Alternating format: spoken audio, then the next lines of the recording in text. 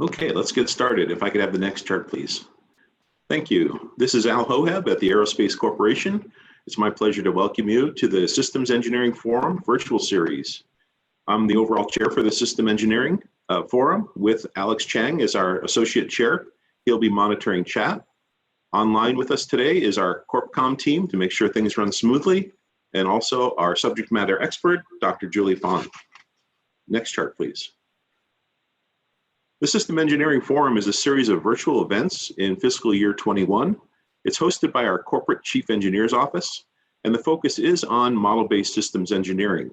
And we're looking at model-based systems engineering with the thought of how it contributes to the space enterprise, contributing to mission success, and how it contributes overall to the larger digital engineering vision. These virtual events have come from our several years of face-to-face meetings that started back in 2016. We've gone virtual this year to make it our information more accessible to all. And these talks are really applicable to a very wide-ranging audience. So with that in mind, we've cleared our materials for public release, and they're available for you in the archive window of the System Engineering Forum site. We're also going to post a video of this on YouTube after we've gone through the post-production. So the information you see today, the PDF charts, plus the reference papers, and the video will be available to you later. Next chart, please. Thank you for registering. So for future events, you probably want to register now. You can see the ones coming up in the future. Also, if you've missed an event, you can download the materials from the archive site. So our first presentation last month on unified architecture frameworks, that information is available from download on the archive site for our system engineering site. So today we're going to have a talk on model assurance levels. This talk is really interesting because it not only talks about how to value models, but also how to assess the quality of models. And that's so critical in our work today. And it has a very direct relationship to the very next talk in May, in which we talk about how to manage a collection of models through model portfolio management. So the talk today and the talk in May are very closely coupled or related. So I urge you to also register for that one. In June, we're going to talk about in-depth. That's a digital engineering ecosystem modeling effort that's available to show how to model different digital engineering ecosystems. And then in July, we're going to turn our attention to design for principles, which is how to take a look at designing systems, not using a requirements process, but using a process of principles. So that breaks the mold of top-down requirements management and instead focuses on the effect that we would like. And then lastly, we're going to finish up with model-based mission assurance and flight worthiness, which is a topic that's very broad, has very broad application across our community, whether it's space mission assurance or flight worthiness from aircraft or different types of assurance. So we have these talks that are set up that we believe has got very wide community interest, and we encourage you to register as soon as you can. Next chart, please. Okay, so we're recording this session. Your mics have been muted, and please turn off your video camera if you're trying to project. It saves us bandwidth, so it makes sure that we can deliver the material to you as seamlessly as possible. If you have any problems connecting, go back to the System Engineering site, and that System Engineering Forum site will give you troubleshooting tips and how to use the interface. So if you're already online, please hit the view button and put it in speaker view. That'll give you the best experience. We've got Alex Chang monitoring chat, so we have plenty of time to answer questions today. So I urge you to type in questions, be as complete as you can, so that when we read them back for Julie and notify her that we have questions online, that the questions make sense. So you can type in questions at any time. Also at the tail end, I think we'll have time to take questions there. So in order to do that, you can see how to hit the chat button on the bottom, and you can either send chat questions to everybody, or if you have colleagues online, you can send them back and forth to colleagues as well. Next chart, please. All right, so let me introduce Dr. Julie Fant. Dr. Julie Fant has over 15 years of experience in the software and systems engineering industry with expertise in large-scale, mission-critical, software-intensive systems. Dr. Fant has experience in software and systems modeling, model-based engineering, model-based analysis, several languages, UML, SML, architectural frameworks, mission assurance, and software product lines. Dr. Fant joined Aerospace in the Chantilly, Virginia office in 2004, and her responsibilities include performing mission assurance activities on government acquisitions, providing technical advice and guidance on model-based engineering activities, and performing cutting-edge research such as mission assurance, model assurance levels. She's published several papers, given presentations, and served on program committees for national and international conferences. She's received her BS in Integrated Science and Technology with a minor in Computer Science from James Madison University. She's earned her MS in Information Systems from George Mason University and received the Department of Information and Software Engineering's Academic Excellence Award in Information Systems. Dr. Fong completed her PhD in Information Technology with a concentration in Software Engineering from GMU. So with that, let me turn it over to Dr. Fong. Thank you, Al.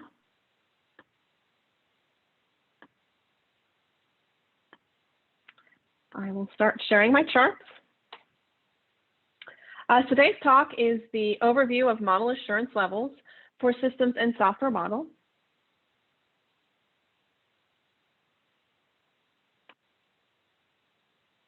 The agenda for today is we are going to talk a little bit what are model assurance levels. Then we'll jump into how we actually compute model assurance levels, which we do with our model assurance level assessments. And then finally, we'll talk about when model assurance assessments can be used on government acquisitions.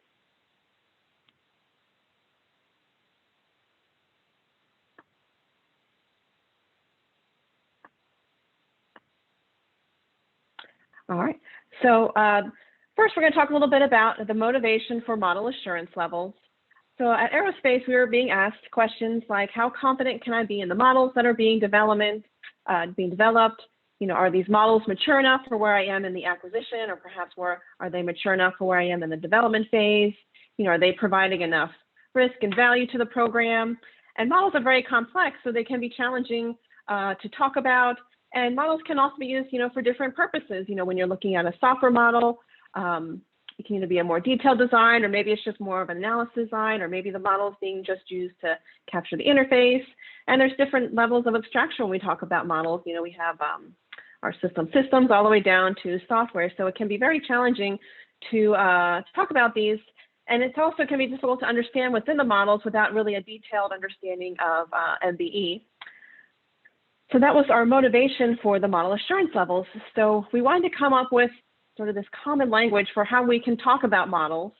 And our inspiration was NASA's TRL levels. So when we talk about technology and technology maturity, NASA TRL levels are very common. So when someone says, oh, this is a TRL level 3 or a TRL level 8, immediately it sort of pops into your mind how mature that technology is, how much V&V has been performed on it.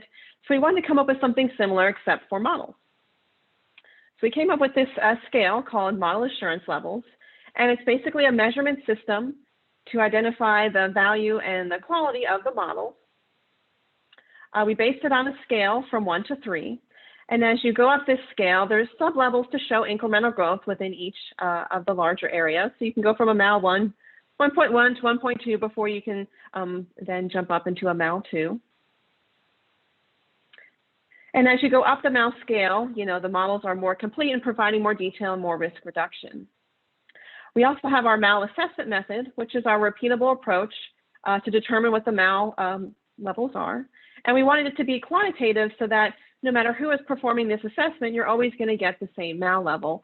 We don't want one person coming in and saying that it's a MAL level 1.2 and someone else coming in and saying it's a 2.1. We really want consistent results when you're determining a MAL level. So that's why we developed a repeatable and quantitative approach to determine this.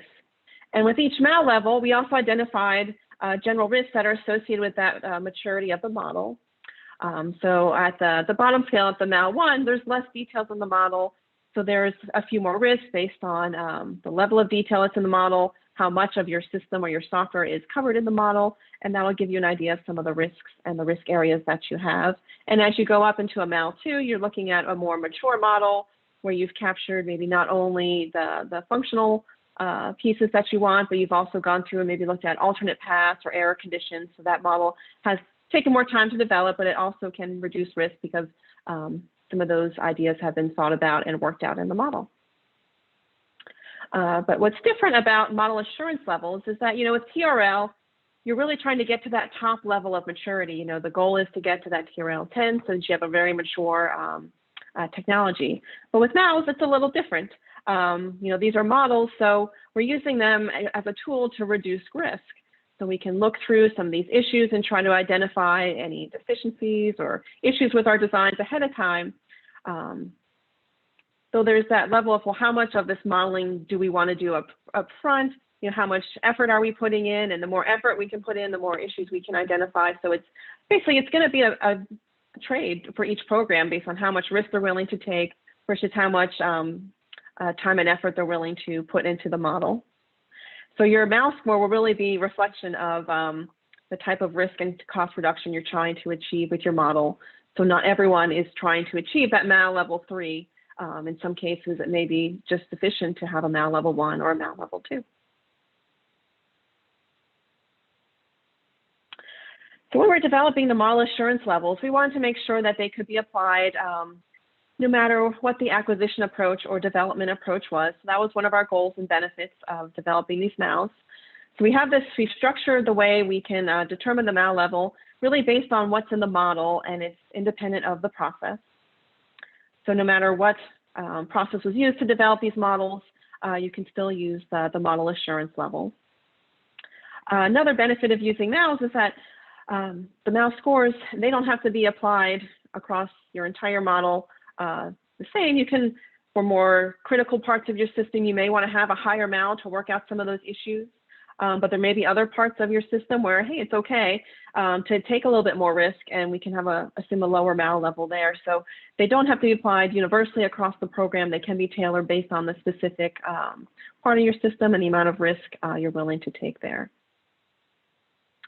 Another benefit of MALs is that it's providing us a language that we can use in acquisition language and proposals. So it helps set expectations about what's going to be in the model. So again, as I mentioned earlier, models can be complex. They can capture a different breadth of your system. They can also have, be a high-level analysis model where they just capture your system at a high level and you don't really get into all those detailed interfaces. Or they can go very deep into that type of information where they have more detailed interfaces and they start identifying even down at the software level, your parameters and your operations. But this gets kind of confusing to talk about, because you could spend a lot of time describing it. So these MAL levels were meant to provide more of a language to set expectations of what we mean, and then all those details of how you would get there are in the MAL assessment. So you could specify, at a PDR, we're looking more for an analysis type model at high level. Maybe at CDR, you're looking for more of a detailed model, so you would go for a higher MAL there.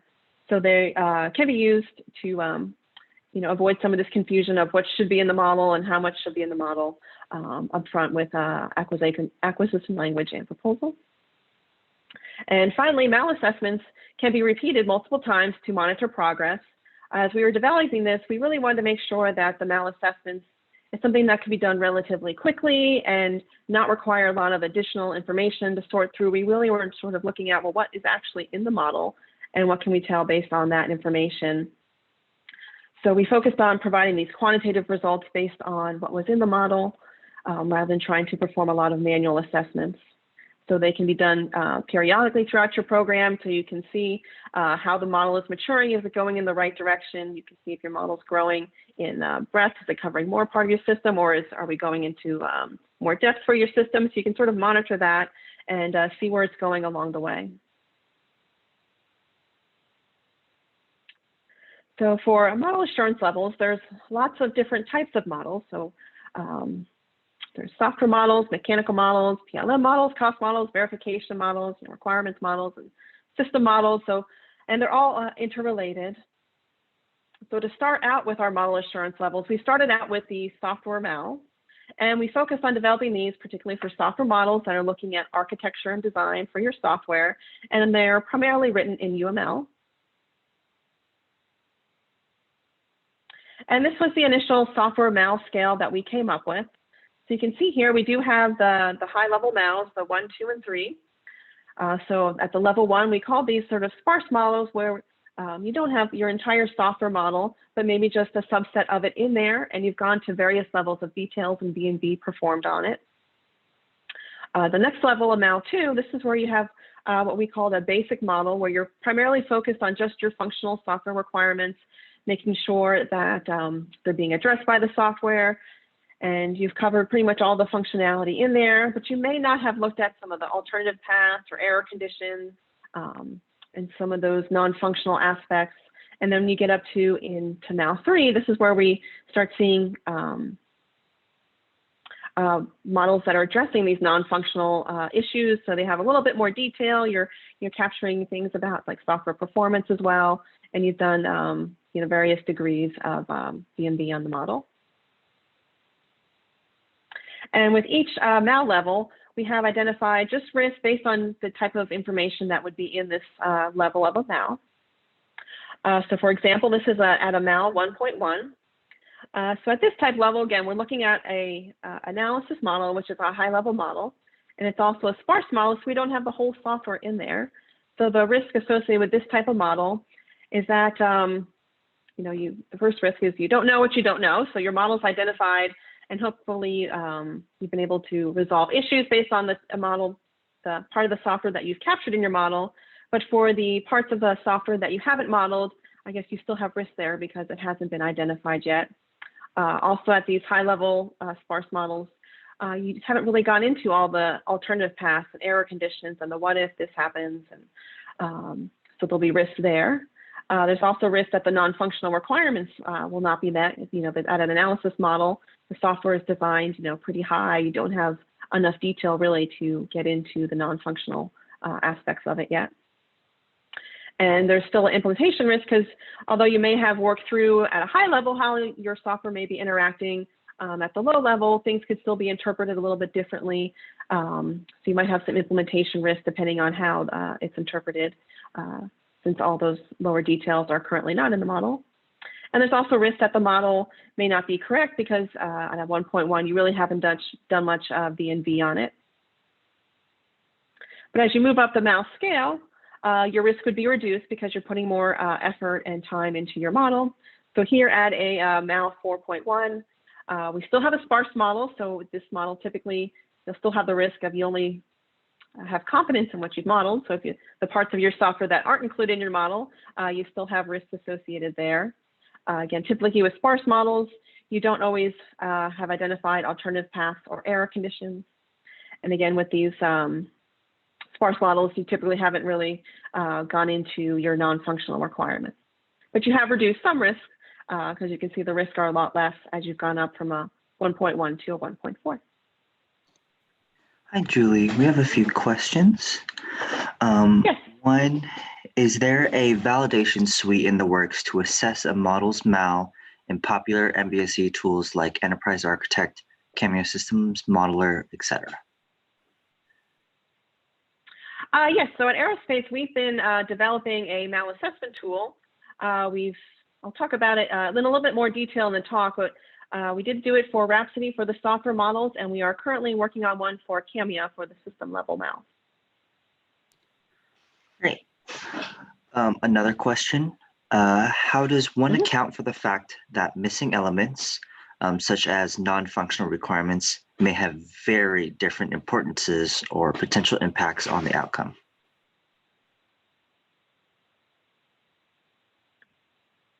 I'm sorry, can you repeat that again? Sure. How does one account for the fact that missing elements, such as non-functional requirements, may have very different importances or potential impacts on the outcome?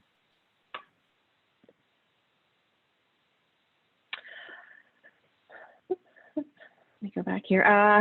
Yeah, so I guess when you're dealing with non-functional requirements, then if they are going to have a huge impact on the system, that's where for that particular either subset of your software where it's going to be critical, you would try to get a higher MAL to address those non-functional requirements. So if there's a particular part of the software that's mission critical, you can specify that to have a higher MAL, where if there's other parts of the software that maybe aren't involved on that piece, you can get a lower mal and still be with okay risk-wise. Does that answer the question? I don't have a response from them, so I guess we can move. They said close enough. Okay. Just last two questions. How do you standardize the quantification of attributes like sparse? Yeah, so the way we did it, we'll have a few more charts on this where we show how we decompose mals.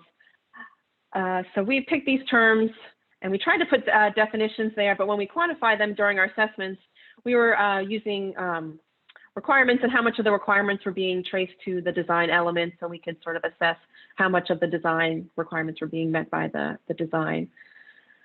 And for the basic models, that was where we were looking for specific alternative paths and error conditions in the model. And the advanced models, that's where we were looking for notations to find where non-functional requirements were being addressed. This was a little bit more challenging because there's not always a standard way to capture this information. So for like on the software side, the Marte profile is commonly used to do a lot of software analysis. So we use that, but there's certainly other approaches to doing non-functional requirements as well. Thank you. And the last question, looking at slide 12 specifically, the software mal scale focuses on detailed design and analysis models starting at mal 1. How does the mal methodology address analysis and design patterns, which could be very powerful and descriptive, but are not tied to a specific project, which might have a detailed design? Yeah, so we didn't assess the mals didn't include an assessment for if design patterns were applied to the model. But I do agree that definitely would help with the quality of models. So I think that is something, you know, we can look into adding, especially on the software side, to see, you know, how many design patterns are have been used and, you know, or have been specialized for the software there once they were applied.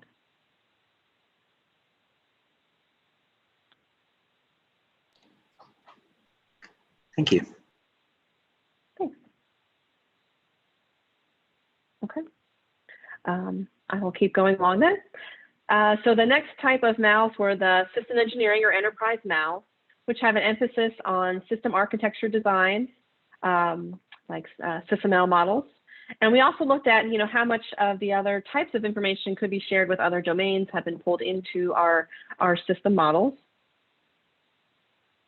And this was our first draft of the system engineering and enterprise mal scale. Again, we have the 0 to 3 scale, and we were looking at, again, we called it sparse models, where you don't have your whole system, but you've addressed a subset of your system in your model. So here, you know, as you're going up from the conceptual model to a more logical model to a more physical model, you know, you're adding more details about your system and hopefully working through some of the potential risks and issues with your design and correcting them early on. And then as you continue further up on the mal 1, you know, it's doing some validation of your architecture. Again, when you're looking at the mal level 2, this is where we have a more complete design, but you're starting to look at not just the functional, but as well as some non-functional aspects of the system. And again, we follow the similar pattern where, you know, you're sort of maturing it along between the conceptual and logical and physical designs. And then finally, in the advanced model, this is where we're getting into using these models and capturing more details that you might need to do for additional analysis.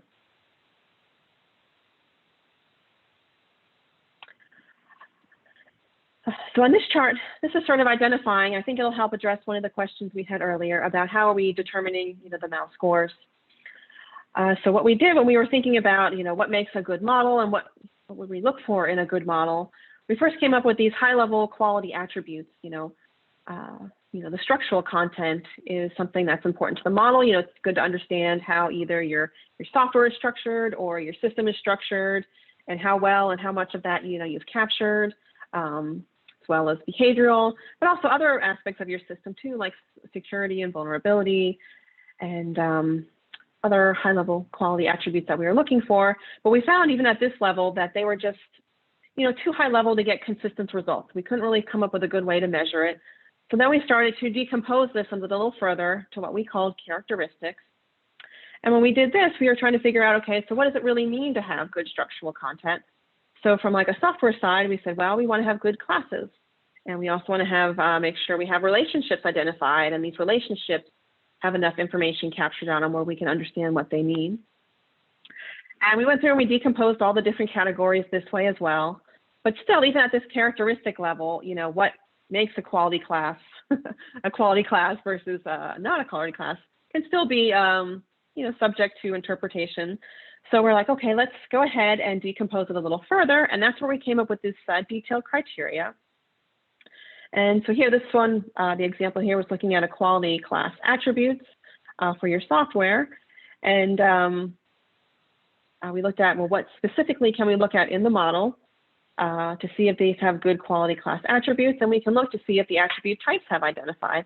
On your high-level analysis model, we probably won't have those types identified, but as we get further along into a more detailed design, we would expect to have these attribute types identified. Same thing with class and operations. Maybe at a high-level analysis model, we don't have all those figured out yet, but as we've gone through and our design and refined it, we're getting to a more detailed design, we can expect to see these. And then during a malassessment, these are what we use to determine what the mal score is. So based on how well the model is achieving these, we can come up with a score, and then we can roll it up to figure out, okay, what's our overall class attribute score, and then what's our overall structural score based on these lower level detailed attributes. And these detailed attributes we could easily compute from the model, so we can go in there and query the model for all the class attributes and see which ones had the types identified and which ones didn't. And then based on that, we could get the overall score for it. And as we were decomposing these, we looked at, best practices, what type of information was being prescribed by different MBSE methodologies, and, best practices that are out there in publications, and, good engineering judgment. And so that's where we developed all these detailed criteria. And we tried to have them all be measurable, something we could pull directly out of the model. And when you're doing the malassessment, the score, is how well it meets that detailed criteria. So this chart is just showing the high-level quality attributes that we came up with our software mals. So we had these general MBE practices, and this is just looking at, what good practices are you doing? Are you using a good UML modeling tool? Are you following a method? Are you following the diagrams prescribed by that method? Then structural content looks at, what type of structures are you putting in there? How complete is it? And then the dynamic content is looking into, how are we showing these structure elements? How are they interacting together? What classes are calling each other? How is it being worked all together? The data looks into what data is being used and how well is it stored, and what level of detail is it at? At a lower mal, we'd expect more of those conceptual data element types, but as you're refining your model and getting more detailed, we expect more information on the detailed data content. The non-functional requirements, looking at, is there any information in the model that can help you do your non-functional analysis? Are they capturing information about, software performance or not? Looking at security and vulnerabilities, we had some patterns we were looking for there. The amount of model V&V performed, how much of this model has been, validated, does the model checker run fine? Also, we were looking at it from a model-based testing perspective. Does it have the information to be used for model-based testing? And then finally, code synchronization, how well is the model and the code kept together? So we want to make sure that the model is being updated along with the actual implementation so that we don't have too much drift. Because once the model drifts too far from your implementation, any analysis or information that you're doing on your model won't be as relevant. So we really need to see when software models that's being maintained with the code. These were the high-level quality attributes that we came up for our system engineering or enterprise mals. Again, we looked at those best practices. Are you following a methodology? Are you using a tool? things like that. With SysML, we do have the option to do requirements. So looking at the requirements, have they been imported or are they being developed in the tool itself? So assuming there's requirements in there, we can assess those. Again, looking at the structural content, how well or how much of the information is being decomposed in there, based on the type of diagrams and blocks that you have. Looking at the behavioral content, how are these blocks interacting, and using the interfaces and the blocks you've identified in your structural content. The data content gets into, the data that's being used and flowed in the system. Also the non-functional requirements, looking at, how well and how much of this is being captured in the model. We did look at vulnerability and some patterns there for identifying some vulnerabilities in there. Again, the model VNV is looking at how much VNV has been poured on the model itself. And then we came up with this authoritative source of truth category, looking at how much information from other domains are you pulling into your model to help give you more information about it. So that is it for the overviews of the MAL levels themselves. So now we're going to jump into what are MAL assessments. So a MAL assessment is basically a way to use a defined and repeatable process to determine a MAL score. And when we were doing this, we were envisioning doing these, relatively quickly and multiple times throughout the acquisition. So we wanted them to be, quick turnaround assessments. And we wanted to use primarily what's in the model itself with minimal other documentation, although other documentation may be helpful if it's not captured directly in the model. Well, the idea was we wanted to take our software model or SysML model directly in its native format. We would use our tool support to do a MAL assessment, and then the tool support's going to output, all the scores and give you different visualizations of how well it's scored. We provide scoring on the different quality attributes as well as the criteria, and it also outputs the detailed score. So if there's any concerns about how it's scored, all the data is outputted by the tool. So this is our tool support. Development is ongoing. So we do have our software MAL evaluator tool, and this actually goes into the native model format. And we built this one as a plugin to Rhapsody, and it actually goes through the model, and it will start computing all those detailed criteria score. And it outputs all the results into an Excel file. That Excel file is then read by our MAL software scorer tool. And this takes all those detailed criteria raw scores, and it computes these overall scores for the different quality attributes and the characteristics, and it creates different visualizations, bar graphs, spider graphs, to display information to help understand the model. And we also provide the detailed scoring too, because it helps justify the score and clarify the scoring in case there were any questions or concerns about the scoring. And we've also started the enterprise or system engineering MAL tool support, and we started to do this one in Cameo. And then we would also develop the enterprise or MAL scorer tool, because the scoring is a little bit different for the systems versus the software, but it's the same overall process. So this was our overall process using the tool support that we have to date. So we would take for the software side, we would take the model in Rhapsody. We can run our MAL evaluator tool. To date, we have about 85% of the criteria implemented. So those are all getting automatically scored. And then the remaining ones we are scoring manually until we finish get the remainder of them implemented in the tool. Then once we have all the scores complete in the Excel sheets, we can then import those into our score tool. And this again is going to compute all those detailed scores and graphs and provide the overall MAL score. And it does it for the software. We can also ask it to do it for individual subsystems. So you can provide individual subsystem scores and then the overall score, depending on how the MAL is being applied. A subsystem score might be better if subsystems have a desired higher MAL score, while some can be lower. But we provide the option to score it either way, by subsystem or overall. So now currently, if we get a model in another format, we have a couple different options. You can either do a a complete manual assessment where you go through and you can query the model manually to determine the scores.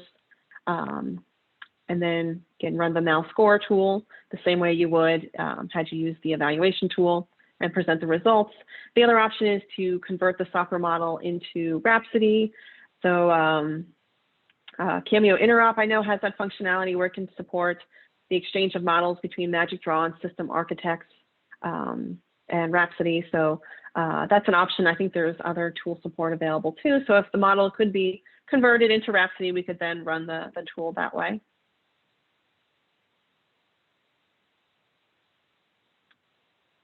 Now we're going to talk a little bit of some of the use cases that we thought of when we were developing the MALs, but there's certainly others out there. So one way to use the MALs is just to monitor progress. So anyone who has a model-based effort and just wants to make sure the model is developing, or how is it developing? Is my model growing? Is it getting more of the system in there, more of the software in there, or is it just getting more detailed on a particular area of my software or my system? So you can do multiple MAL assessments throughout the life cycle just to see how it's, growing throughout. And you can compare the scores to sort of see, what the growth was for the model. Another way is to manage risk. So as we talked about earlier on the software side, that each MAL level has a certain risk associated based on the type of information that is in your model. So you can run a MAL assessment either one time or multiple times, depending on the project, just to see, what's in my model. So I need to, and then I can adjust my program based on that. So if I'm developing the model and we're only shooting for a particular MAL level, we know we're not addressing, the non-functional or the error conditions, then we know we can maybe put a little, effort on the testing side to work out those issues so we fix them before everything is done. So you can use it to manage your risk based on, what's in the model and how it's being used. And you can develop strategies for mitigating those risks as well. Finally, it can be used for goal setting or in acquisition language, where you can shoot for specific MAL levels for different milestones. For a PDR, you may want a lower level MAL, and then at a CDR, we want to see it, mature to a little bit more detail.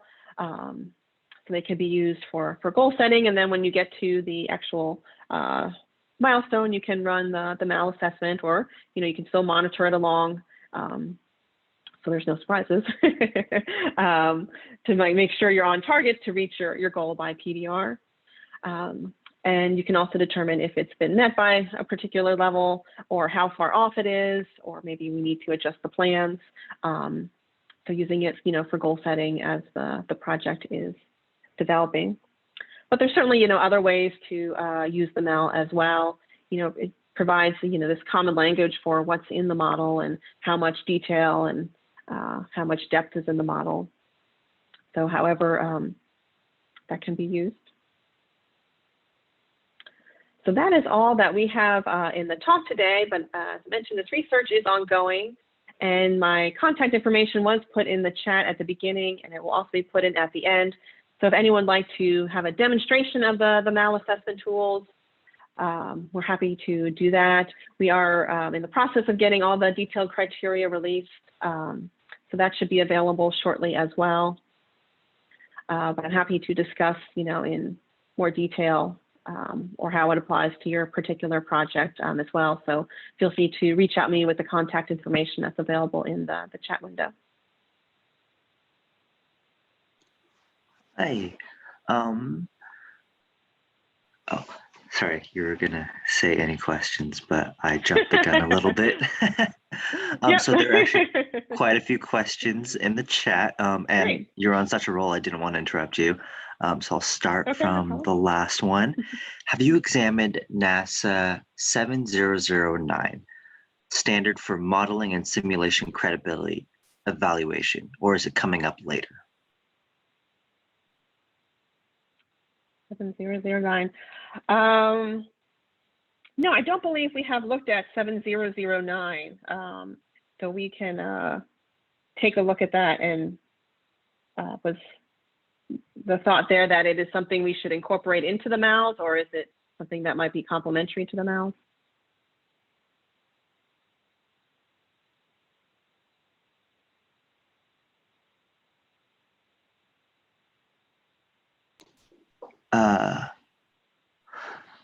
Stephen Cornford said it's very similar. I'm assuming very similar to your MAL thing. So there may be some Okay. information that can be leveraged from one side or the other. Oh, great, great. Yeah, we can look into that. Thank you. Good. Another question, must one satisfy all the yellow criteria for to qualify for MAL 2? What if I have some red, I'm assuming criteria? Yes, so the way we did the scoring, I didn't go into a lot of details on this chart, but we sort of set a threshold score that you have to achieve in order to achieve that MAL level. So I guess if you were looking at the certain error conditions, we were looking to have a certain percentage met before we to be considered a MAL 2. And we have all those threshold scores. Again, it's in the process of being releasable. So I should have those details shortly if anyone is interested in that full report. Thank you. The next question, and you may have answered this already. Okay. If software models are typically captured in UML, what about enterprise models?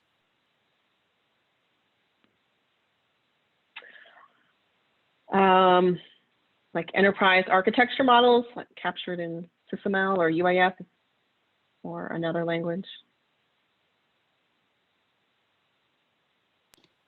I'm waiting for their reply. Okay. Yep. They just said, okay, thanks. Perhaps you answered it when you provided your answer. The next question is, security wasn't one of the SE quality attributes, but it was one of the software quality attributes. Why was that? So I think when we were looking at it, we were trying to find some patterns that we could apply, and we found a lot more on the software side. And when we were looking on the system side, the patterns weren't, I guess, quite as clear or easily to apply. So I think if we could find some better patterns, we could definitely incorporate them back in. But there was, we had a hard time differentiating some system level patterns that we could evaluate.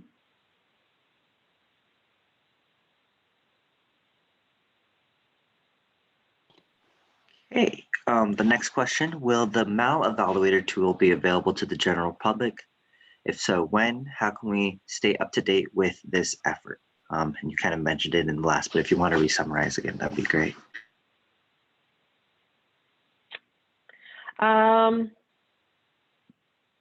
Yeah, so I guess in order for the tool to be releasable to the public, Aerospace has some internal processes to get it out there. I have not submitted it for that yet, but I guess if there's interest, we can do it. I have submitted the reports for public release, so we should have some additional details coming there as well. But I'm happy to, do a demo or, discuss it in more detail. If there's, a specific need, I can, discuss it with the person who posed the question. That would be Andrew Poisant. If of interest. The next question, does the tool also make recommendations on how the score may be improved? No, we do not provide recommendations on how it could be improved. You can look at the scores to see where the deficiencies are. So when the report comes out, it gives you an overall score for how well you did in structural. But let's say you weren't happy with that. You could look at all the characteristics for the structural to see where you might have been lacking to not achieve the desired threshold level for the MAL, and then the changes could be made. So it doesn't necessarily tell you how it could be improved, but if you look at the scores, you could see where you were lacking and would need improvement.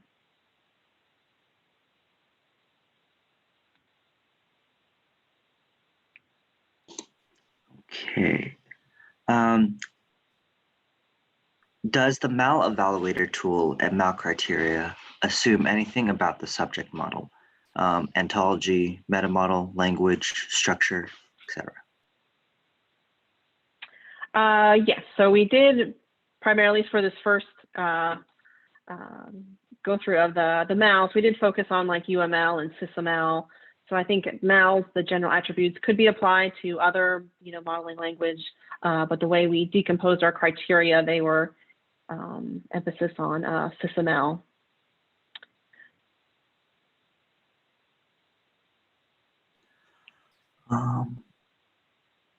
They said thank you. How does your MAL tool and approach compare with the SAIC model validation tool or SAIC model validation tool?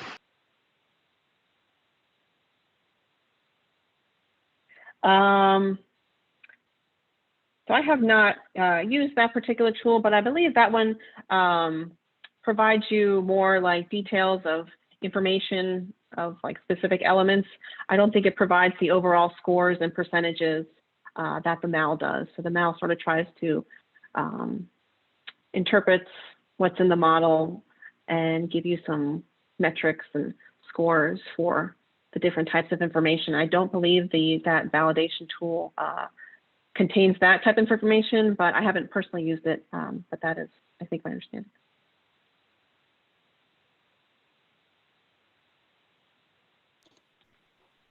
All right. I think that pretty much brings us up to date. There was one question on if there's a white paper available, and I linked them for everyone's awareness as well to the SEF archive site. There's a link to a paper published at the IEEE Computer Society and another paper published at the Association for Computing Machinery. And just to also provide comment on whether the tool will be publicly available, they just wanted to say that they just wanted to use it. So okay. It sounds like they seem excited about it. But yeah, that's all the questions. Great. If anyone has any other questions, please post them in the chat. Thank you. Great, thank you.